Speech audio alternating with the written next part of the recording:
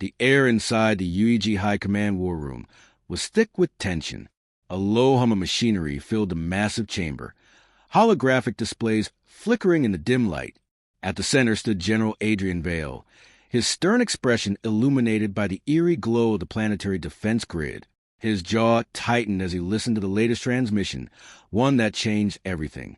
"Repeat that last statement," he demanded, his voice sharp as a blade.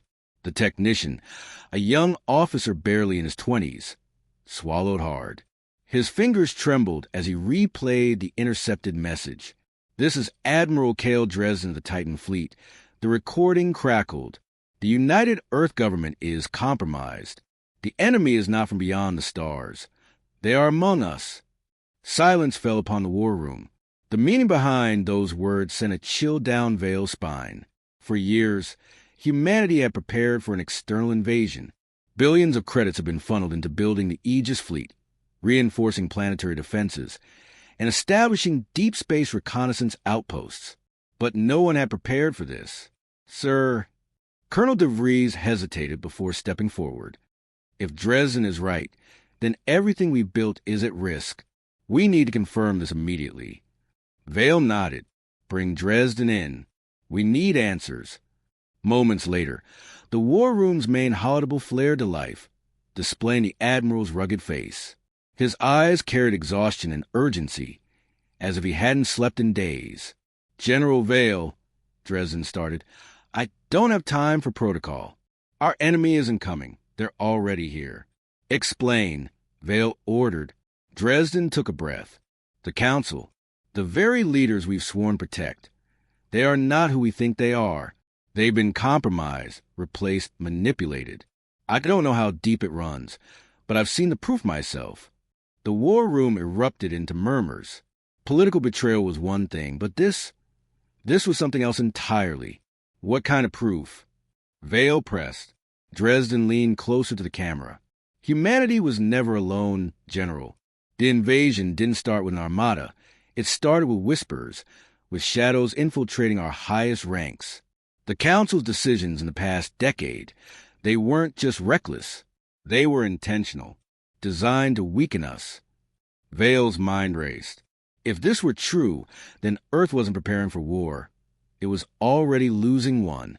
"If what you're saying is correct, then the Senate itself could be compromised," de Vries said. "We need hard proof." Dresden's face hardened. "I have it, aboard my ship, the Revenant. But we don't have much time. They know I've uncovered the truth. That's why the Council declared me a traitor. If they catch me before I reach you." The transmission cut off abruptly. "What happened?" Vale barked. The technician frantically worked the controls. "Jamming signal. Sir, someone just shut him down." Vale's got twisted. "Give me all fleet commanders on an encrypted channel. Now." Beneath the surface, on the capital world of Terra Prime, Senator Lucius Callan adjusted the cuffs of his pristine uniform. He stood in his private chamber, staring out over the illuminated cityscape. The skyline, adorned with towering spires and bustling skyways, was a testament to humanity's progress. Behind him, a shadow moved. The figure stepped forward, his voice smooth as silk. "The message has been intercepted. Dresden will not reach the high command." Callan smirked, his reflection showing a glint of satisfaction. "Good. General Vale is resourceful, but he is still bound by his belief in the system. He won't act without confirmation. And by then it will be too late," the figure added. Callan turned to face his contact. "Are the infiltration units in position?" "They're already inside High Command. When the time comes, there will be no resistance." Callan nodded approvingly. "Then it is done. We have guided them to this moment. Soon, humanity will no longer belong to itself." The figure's eyes glowed for a fraction of a second, an unnatural, alien shimmer, as it was always meant to be. The Revenant's escape. In the depths of space, the Revenant fled to the void, its engines burning at maximum capacity. Admiral Dresden gripped the armrest of his command chair as his ship trembled from another impact. "Shields down to 20%, his tactical officer shouted. "Multiple hostile signatures on R6. Dresden cursed under his breath. Evasive maneuvers. Get us into the asteroid field. The bridge shook violently as another blast struck. Sparks flew from the overhead panels. But the crew remained steadfast. They knew the stakes. If they didn't make it to Vale, the truth would die with them. "Sir, incoming transmission from encrypted line," the comms officer reported. "Put it through." The grainy image of General Vale appeared. "Dresden, what the hell is happening? We just lost your signal." Dresden wiped blood from his forehead. "Vale, listen to me. The council is compromised. They're working with something else. Something inhuman. I have the proof, but I'm being hunted. You need to." The screen flickered. Then, in the background, a crew member gasped. "Sir, they're here." The main screen shifted to display an approaching fleet. Sleek, black vessels with no identifiable markings. Their movements were unnatural, too precise, as if they operated under a singular consciousness. "Admiral, they're charging weapons," someone yelled. Dresden didn't hesitate. "All hands, brace for impact. Launch the emergency data probe. Get the evidence to Vale no matter what." A small drone ejected from the Revenant, vanishing into the asteroid field. It carried everything. The proof of the Council betrayal, the evidence of humanity's silent invasion. A moment later, the Revenant was consumed in fire. A reckoning approaches. Back in high command, Vale stared at the empty screen. The silence that followed was deafening. "Sir, the Revenant is gone," De Vries said quietly. Vale exhaled, his fingers curling into fists. "Then we have no choice. We assume the worst. Mobilize the fleet. If what Dresden said is true, then humanity is standing at the edge of extinction." The war room burst into motion. Officers relayed orders, alarms blared, and the defense grid activated. As Vale turned to the holographic display, showing the fleet formation surrounding Earth, he knew one thing for certain. The war had already begun. The council chambers lay in ruins, the once majestic hall, now marred with the scars of betrayal. Smoke curled through shattered glass and broken stone, the echoes of chaos still fresh in the air. Alexander Voss stood at the heart of it all, his mind racing through the events that had unfolded only hours ago. The assassination attempt, the revelation of traitors within the highest echelons of the United Terran Federation. It was more than an act of war. It was a statement. The air was thick with the acrid scent of burning polymers, a cruel reminder that humanity's greatest strength, its unity, was now at risk of collapsing. Alexander adjusted his tattered uniform, his expression unreadable as he turned to the small group of survivors who had made it out with him. Among them was Lieutenant Commander Elena Cade, her face streaked with soot, yet her steel-gray eyes burned with unrelenting determination. "We were blind," Elena said, her voice hoarse. "We let them in. We trusted them. And now we fix it," Alexander interrupted, his voice firm. "The Federation isn't just a government. It's the people, the colonies, the millions who believe in a future where Earth and its children stand together. We will not let a handful of traitors destroy that." Elena nodded, but another voice cut through the tension. "You think this is just about the Federation?" It was Darius Vren, a former intelligence officer, and now one of the few remaining loyalists. He stepped forward, his usually calm demeanor now tense. "This isn't just a coup. This is something far worse." Alexander narrowed his eyes. "Explain." Darius held up a holographic projector, a recorded message flickering to life. The image was grainy, likely from a hidden source, but the message was clear. The rogue faction, calling themselves the Dominion of True Humanity, had been plotting in the shadows for years. "They aren't just after control of the Federation," Darius continued. "They've been developing a new weapon, one capable of turning entire planets into glass. And they intend to use it." The room fell silent. The ramifications of this revelation were staggering. If the Dominion had access to such a weapon, there would be no negotiation, no peace talks, only destruction. Elena clenched her fists. "Then we take the fight to them before they can use it." Alexander nodded. "Agreed. But first, we need to rebuild. We need allies. And we need to strike where it hurts the most. The birth of the resistance. The war had not yet begun, but the first battle had already been fought. In the days following the attack, Alexander and his team moved in secret, gathering what forces they could. Loyalists from across the Federation answered the call, from hardened veterans to civilian engineers willing to put their skills to use. Deep in the asteroid fields of Epsilon Prime, a hidden station known as Outpost Orion became their new base of operations. It was once an abandoned mining station, but now would serve as the birthplace of a rebellion. "We don't have the numbers," said Admiral Rhea Cortland, one of the few surviving senior officers of the Federation fleet. "Not yet, but what we lack in strength, we make up for in knowledge. We know their weaknesses. We know their plans. And most importantly, we have the people on our side." In the command center, a large holomap displayed the core worlds and military outposts now under Dominion control. The enemy moved quickly, securing key supply routes and strategic locations before the Federation could react. If they were to stand a chance, they needed to disrupt those supply lines, weaken their foothold, and turn their own people against them. Alexander turned to the gathered officers. "We don't just need an army. We need a movement. We must remind the people who we are fighting for. If we fail, humanity falls not to an alien threat, but to its own hand." A daring first strike. The Resistance's first mission was a critical one. The Dominion had taken control of a Federation weapons facility on Titan, one of Saturn's moons. If they could reclaim it, they'd have access to advanced weaponry and supplies desperately needed for the fight ahead. In and out, Elena said as she reviewed the plan. "Stealth is key.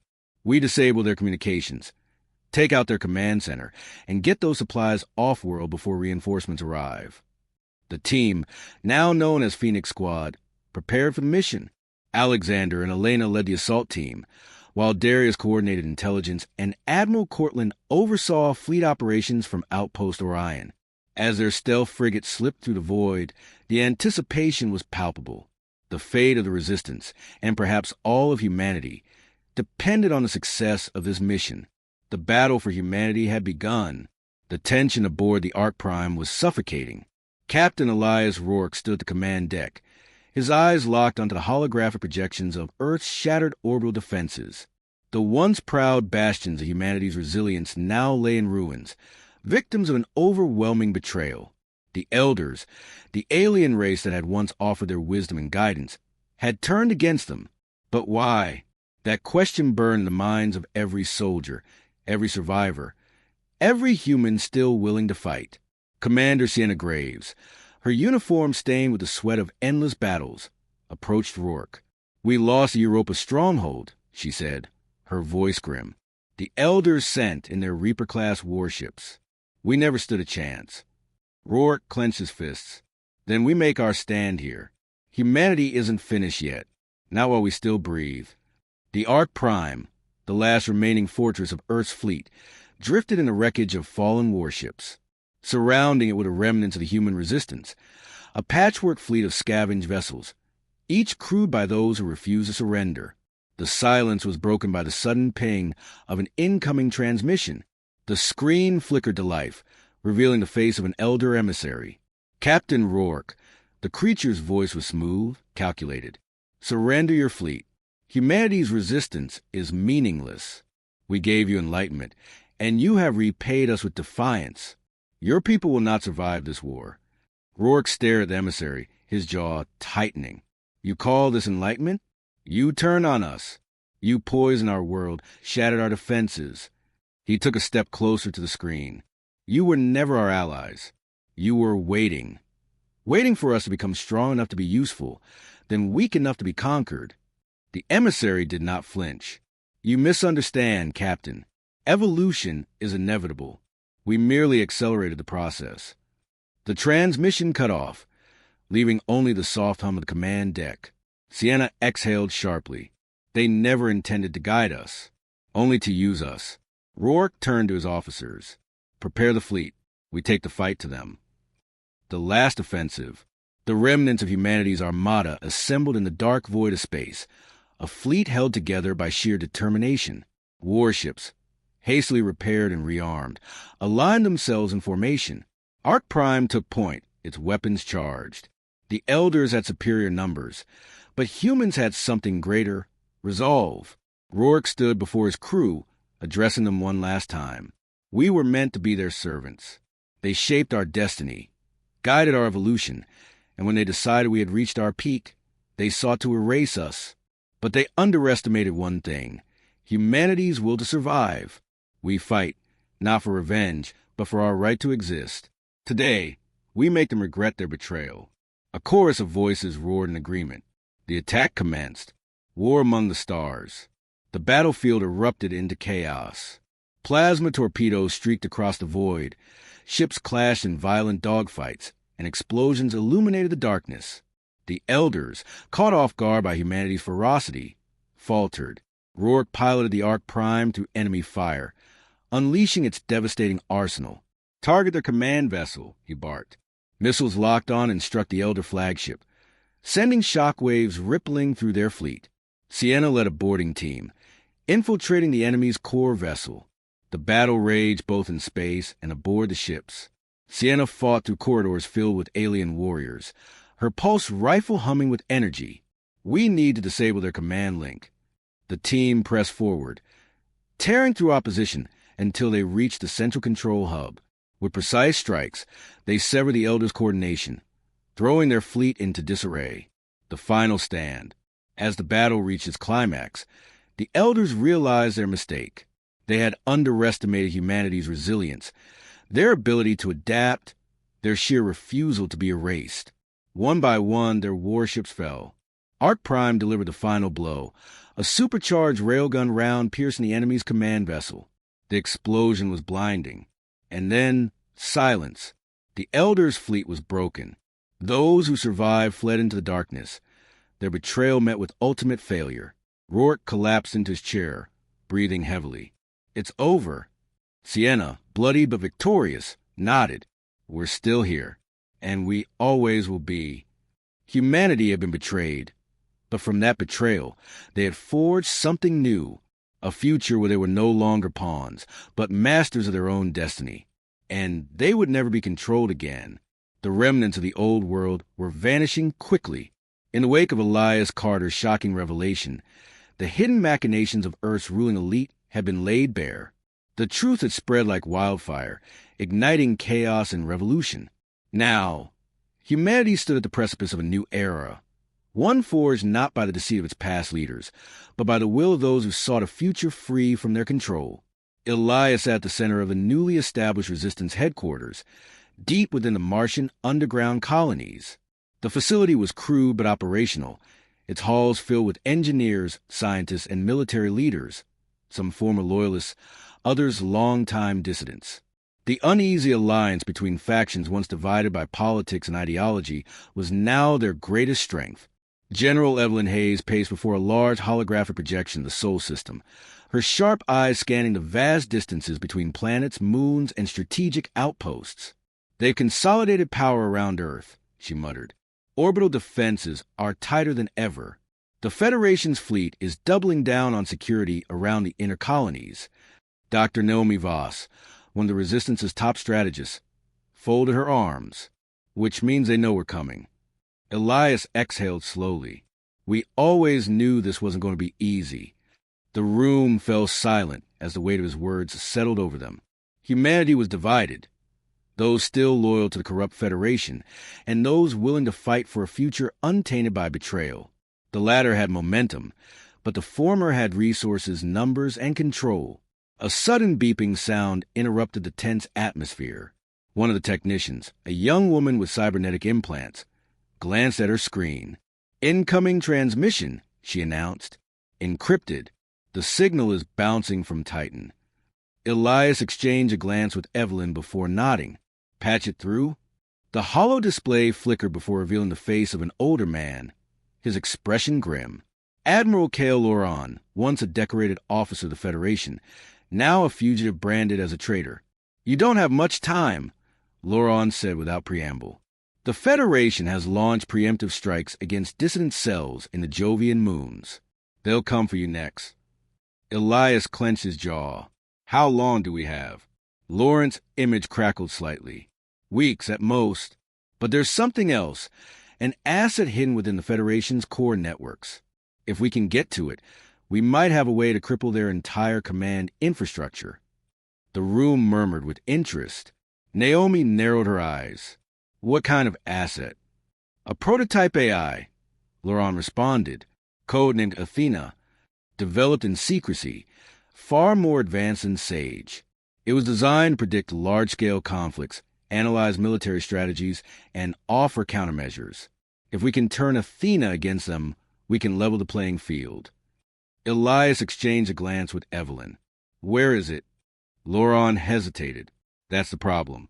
It's housed within the Hyperion Station, Earth's most fortified orbital installation.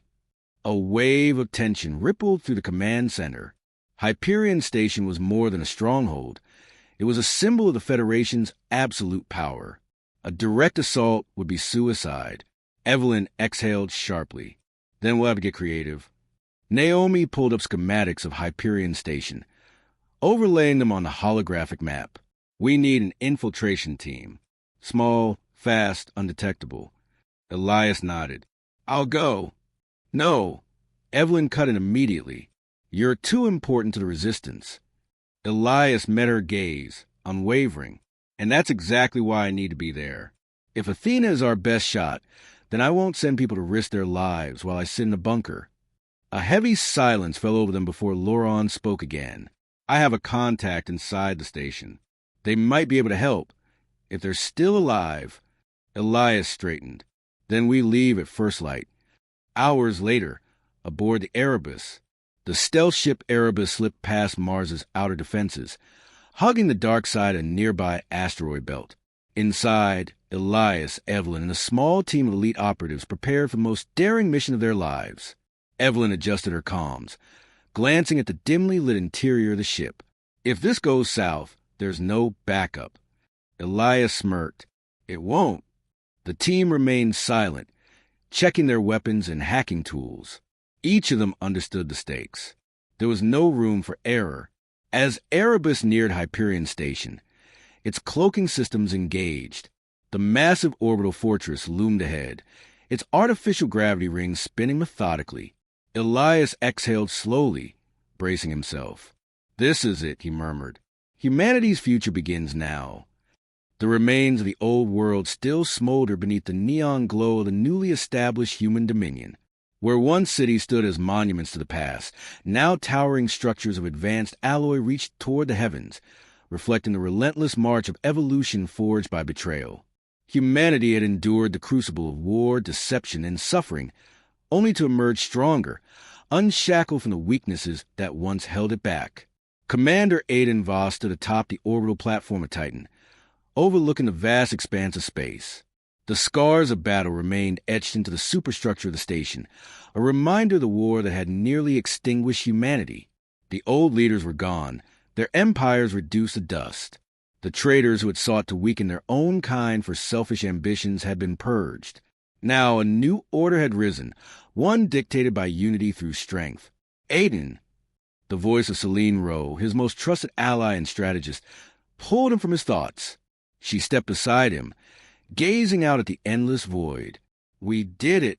Humanity stands on the brink of something greater than we ever imagined. Aiden exhaled slowly. At what cost? Celine's expression softened. The old ways had to die. Betrayal forced us to evolve, to cast aside naivety. If we hadn't, we would have perished like countless civilizations before us. He turned to face her, his steel-gray eyes reflecting the weight of countless lives lost. And now, we've become something different. Celine nodded. Yes, different, stronger. We won't make the same mistakes again. Aiden knew she was right. The betrayal that had ignited the war had, in some twisted way, given birth to a more formidable humanity. The shattered alliances of the past had been replaced with singular, unyielding force. The new ruling body, the Dominion Council, was comprised of the best minds, the most capable leaders, those who had survived the fires of war. There was no room for weakness, no tolerance for disloyalty.